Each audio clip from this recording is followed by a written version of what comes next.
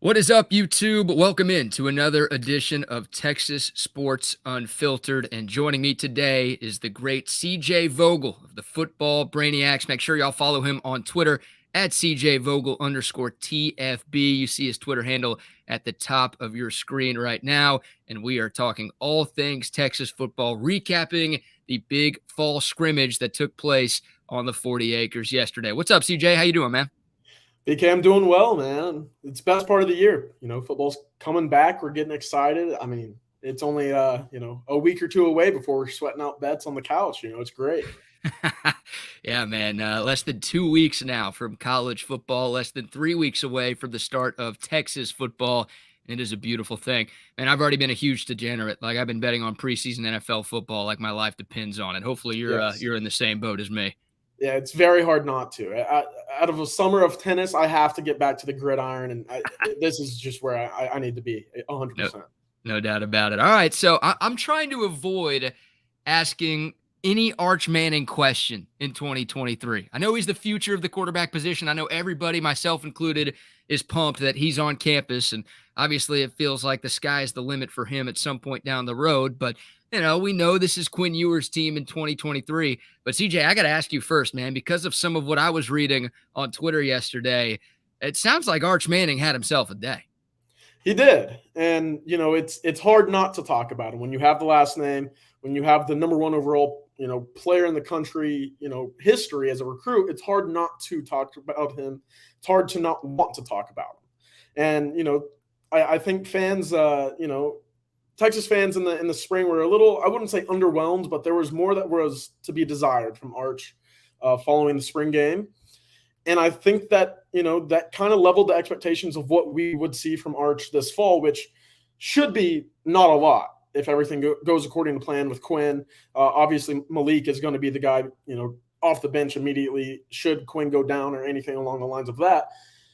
You should not see a lot of Arch this fall, but again, it's very hard not to sit back and say, but how's he doing? How's he progressing? How's he developing? And I mean, the early returns out of, the first fall camp scrimmage was, all right, the kid can still play some football. And I think that's very encouraging, especially considering where Texas has been in the quarterback room over the last, 15 years or so. You have your starter, you have a good backup. Where does that line continue to develop in terms of getting true freshmen onto campus and then seeing them take immediate steps of progression and not necessarily needing to be thrown into the fire right away at the quarterback position? So this is certainly encouraging. I don't think many people were expecting a 50-yard touchdown, 60-yard touchdown from Arch Manning, his first scrimmage on campus, but here we are talking about it, and he did have a good day. It's very encouraging, and again, it's exciting for Arch to sit back and say, the kid's taking steps, and 2024 competition is going to be very fun and healthy for the Texas football team. Yeah, it feels like this quarterback room right now is very healthy for this Texas football team. Credit Steve Sarkisian for doing a tremendous job on the recruiting trail, not only bringing guys to campus, but also keeping Maalik Murphy on campus, right? I want to ask you about him, CJ, because you said it. Look, the national media, they're all trying to get Arch Manning on the field as soon as they possibly can. I feel like most of them know about Quinn Ewers. I feel like everybody knows about Arch Manning. It feels like only Longhorn fans are talking about what Maalik Murphy could be. What have you made from him during fall camp, and what do you think his role could be for this team this year? Yeah, and I hate going back to the spring game, but again, when you go 10 for 12 with almost 200 yards passing, with one of your incompletions being dropped right in the bucket on a 40-yard pass down the field, you're going to draw some eyebrows. You're going to turn some heads, and you're going to get the attention of not only Texas fans wondering, maybe we should get this guy a closer look, but you're also going to, attract the attention of coaches across the country, which many of them reached out to Maalik during the transfer window, portal window in the springtime to see, just what his interest in, potentially moving on from Texas would be. Obviously, he stuck around. He believes in Steve Sarkisian and his development at the position. I would say that scrimmage this weekend for Maalik was probably more of an awakening for him. I don't think he had a lot of time in the pocket, if you will. His second unit offensive line was, I wouldn't say a hodgepodge, but it was a bunch of guys who probably won't see a lot of time this fall on the field. So again, a little bit of a different atmosphere for him, kind of moving on the run, getting pressured all over the place. So not necessarily a repeat of what we saw in the spring, but I would say that spring is certainly the confidence that you need if you're the Texas staff to say, we can still put up some good points with Maalik as our starting quarterback this season. And I think every coach in the country would enter a season very much relaxed, very much, not of a doomsday scenario should your QB1 go down with an injury. And so I think Sarkisian's kind of in that, we're comfortable at the quarterback position right now. Yeah, kind of going backwards. They're going to be good with Maalik. Yeah. Yeah, agreed. Excuse me. Kind of going backwards on the depth chart right now. What about Quinn Ewers, man? I mean, he's not giving up the job to anybody. I think every Texas fan agrees that the best case scenario for the Longhorns this year is if Quinn Ewers plays all 12 regular season games. Obviously, you hope there's a Big 12 championship game and a bowl game on top of that. But what'd you make of Quinn Ewers' performance in that scrimmage yesterday and how he's looked in fall camp thus far? He's looked great. And I think it's kind of been overblown, kind of the reconstruction he's done to his body. We've seen the tweets, we've seen the reports. He's coming in with chiseled abs, looking like a Roman kind of statue. But he's done well. He's taken the necessary steps. He told us at the media scrum. I believe it was Tuesday this past week for the bowl game against Washington. He said he was up to 218 pounds. Wow. On the Texas roster right now, I believe he's listed at 196. That's a pretty significant change in body. You're talking about a 9 or 10% decrease in your entire body weight. So credit to him. He's taken the necessary steps. And I believe he's kind of looked at this year as, a true contract year because this should be his last year. He should be off to the NFL following a good year. And, the reports out of camp have been great. He's been consistent. He has great touch on his passes. It certainly helps that you have, 4 caliber NFL receivers around you, plus a day 1 or 2 tight end as well.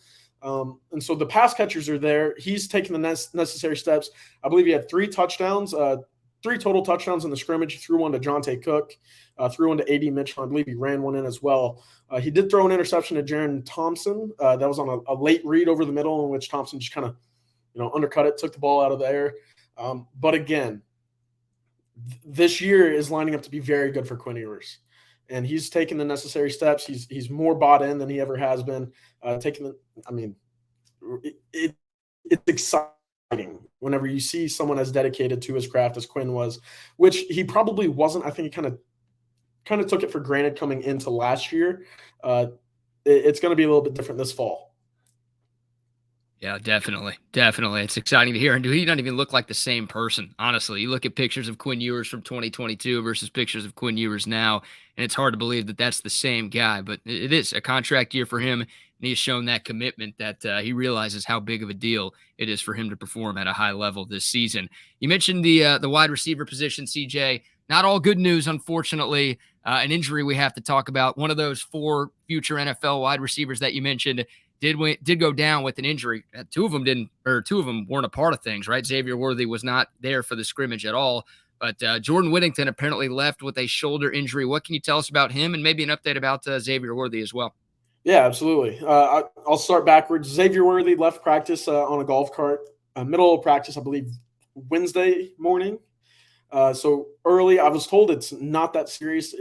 I'm not sure if he got banged up or was sick. I know that there was an injury or an illness bug going around the locker room with Jonathan Brooks the week prior. I was told initially that it wasn't anything physical. If it was, and it's not very serious with Xavier Worthy. So I'm kind of chalking it up to be he might just be under the weather, might not be able to perform 100% just yet. So nothing too serious with Xavier Worthy. If there's a game next week, he would be playing 100%. I believe the same thing would stand true with Jordan Whittington, which is very much a positive note following the note that he was banged up in the scrimmage. I was told he put a wrap on it, and it didn't look too bad. In my initial conversations with sources following the scrimmage, it wasn't even initially brought up, which leads me to believe that that it wasn't the number one talking point when your 5th or 4th year starting wide receiver goes down with an arm injury. That's not initially brought up in conversation. So that's a very good sign, in my opinion. I do think he'll be 100% healthy by week 1, which is, again, a great sign. Yeah, and this wide receiver room is incredibly deep this year. What about the 2 new guys? Well, I guess there's more than 2, but the transfer additions, one of them came in last year, Isaiah Nayor, unfortunately tore his ACL in fall camp. We didn't get to see him at all last season. What about him and then A.D. Mitchell, who brings that championship pedigree from Georgia? His biggest issue was staying on the field during his time in Athens, but feels like that guy is turning some heads on campus. What have you seen from those two receivers who are going to add some depth, but also some high-end talent to this offense this year? Percent. I mean, when you talk to people around the team and you bring up A.D. Mitchell, I mean, everybody gets excited. You know, the big eyes start coming out. You start seeing, you know, basically people get oogly googly over a wide receiver that's been here for just a couple months. But when it's all said and done, it's very likely that he is the best wide receiver out of this group. The most productive might be, you know, and probably should be Xavier Worthy in year 3 in the Sarkisian system. He has familiarity with Quinn. Of course, you'd like to see the deep passes connect more, but at the next level, A.D. Mitchell has all the talent. You know, he has all the tools. The big frame, the big body frame is something that, you know, coaching staffs love to see. It's something that Texas has kind of lacked since Colin Johnson was a big body. You know, I wouldn't say necessarily a possession wide receiver, but a guy who can go up and make any play in the air, snatch the ball out of the air, and also beat you deep. And that's what A.D. Mitchell brings to the table. It's going to be very difficult for opposing defenses to schematically approach this Texas offense because of the weapons that they have on the outside, as well as JT Sanders in the slot, as well as Whittington and Worthy, wherever you want to toss them around. And then you toss in Isaiah Nayor, who had 1,100 yards 2 years ago at Wyoming. It's starting to really become a problem of the riches for Texas football, and it's a great problem to have. I would say with Isaiah Nayor, there's probably a little bit of, I wouldn't say hesitancy there, but it is still a little bit of a learning curve coming back from that ACL injury and just trusting the leg 100%, which, you know, is to be expected, you know, following an entire year off like that. Yeah, definitely. All right, what about the running back, CJ? Obviously, the Longhorns having to replace 2 dudes in the backfield. Bijan Robinson, first-round pick of the Falcons. Rojo, a draft pick as well. He had a very impressive preseason debut for the Bears. That was fun to watch over the weekend. But, man, Jonathan Brooks is there. He's back. Feels like he's the incumbent.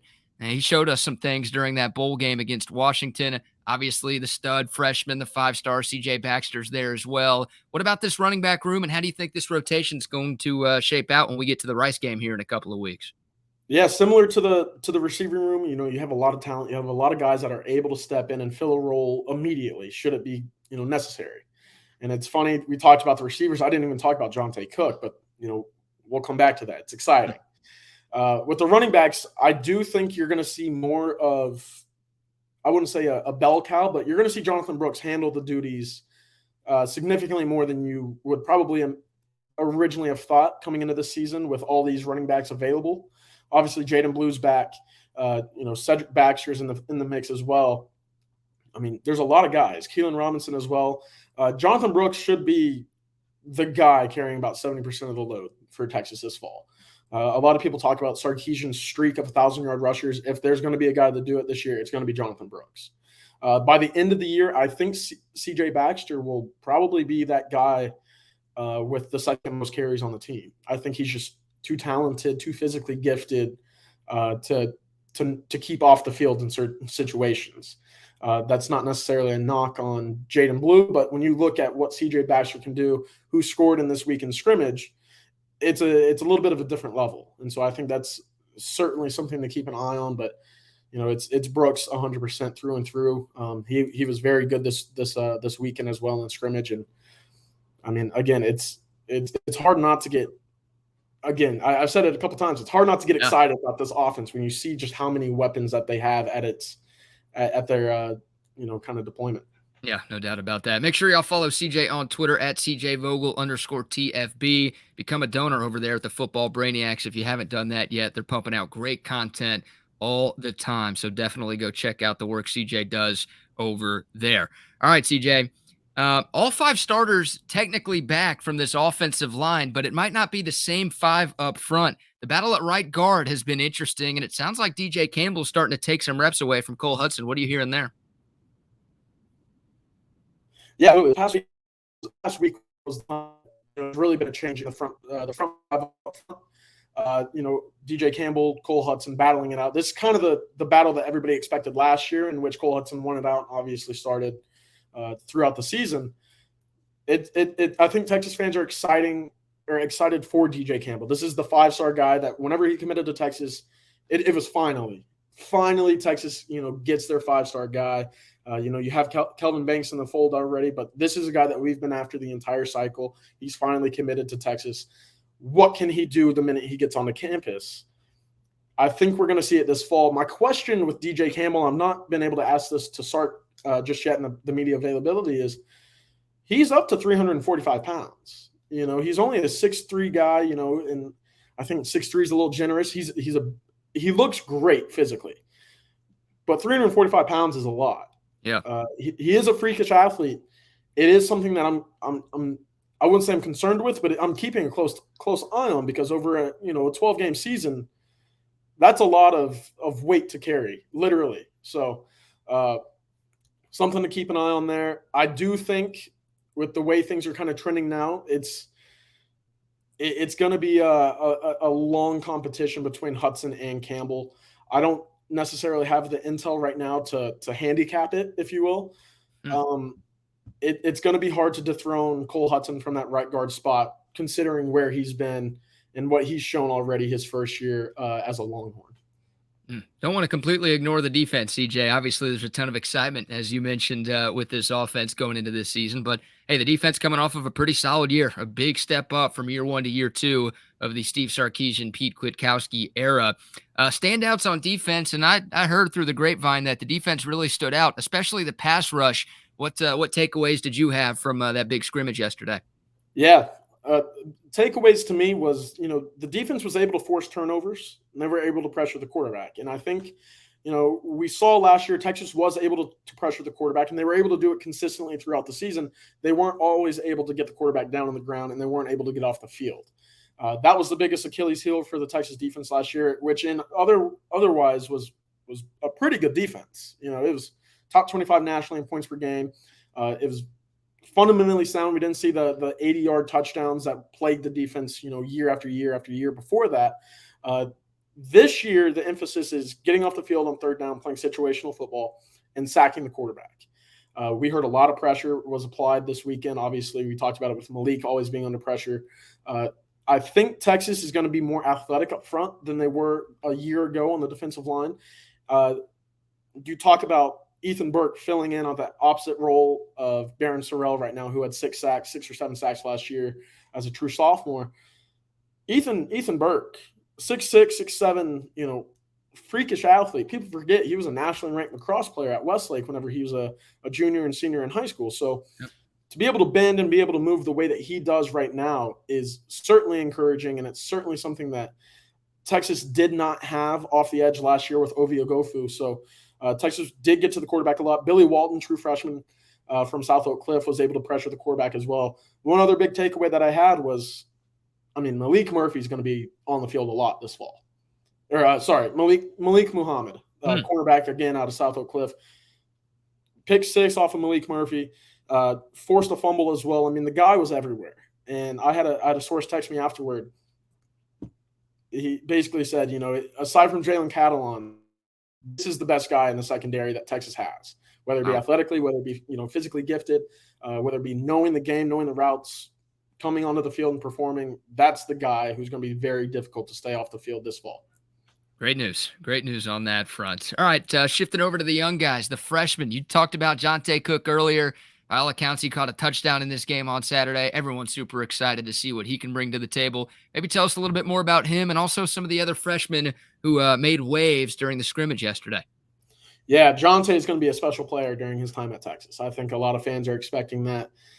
You saw it at DeSoto. You see the clips in 7-on-7. He's a freakish athlete. He has great hands, and he's willing to work on his craft behind the scenes. And, you see the clips of him working out with Margin Hooks up in DFW area.